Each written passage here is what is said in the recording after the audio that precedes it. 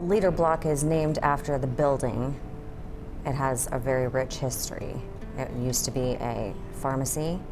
Then after that, it was a butcher shop, it was office space, it was grocery store. A grocery store. Very rich history, but the name Leader Block is like stamped on the side of the building and has been. And so it was like natural that the restaurant be named Leader Block. When you come here, you get a personalized experience. You get knowledgeable, trained staff that can tell you all about our product and what we do here. Crazy story, the co-owner, Robert, Brett's co-owner, had gone down to Seattle to visit his 90-plus-year-old grandma, his best friend in the world, and had come back, and the shutdown had happened that day, March 17th, I believe.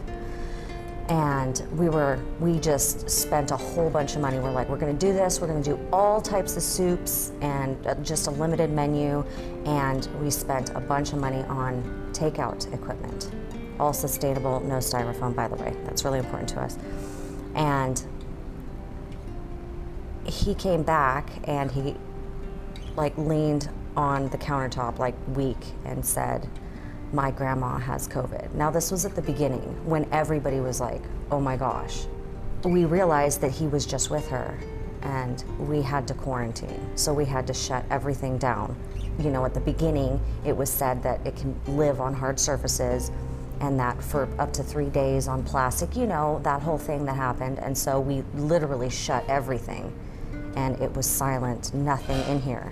And at that time we had to lay off the staff. It was like, we don't know when we're gonna be able to reopen. We wanna maybe potentially do takeout, but we were scared because our theme is fine dining.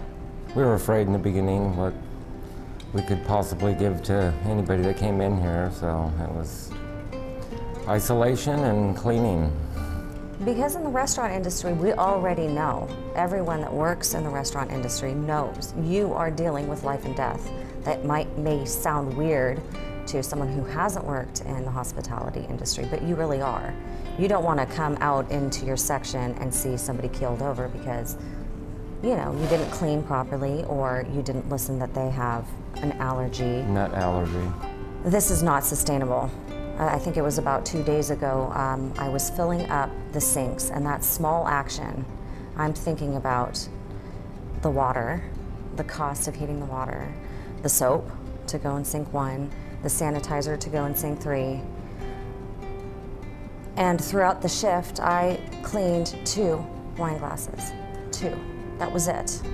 And it was like, and I know that's something small, but all of that adds up, particularly in our hospitality industry. It is grueling already. And when we only have 2 glasses, we are paying you to dine right now. It's sad. And I don't know how much longer any restaurant can survive like this. Our county and city councils have individually, you know, supported us in, you know, resharing our posts and dining once in a while and getting some gift cards here and there. But as far as from the council, we haven't had any support. I feel that there is a level of hypocrisy, yes, in this state. I definitely feel targeted. It's, how is it okay for, and I hate to use the term, but Walmart and Costco, and they're booming, literally. They're making money hand over fist, which I don't not want them to. I want them to have jobs too, but why not us?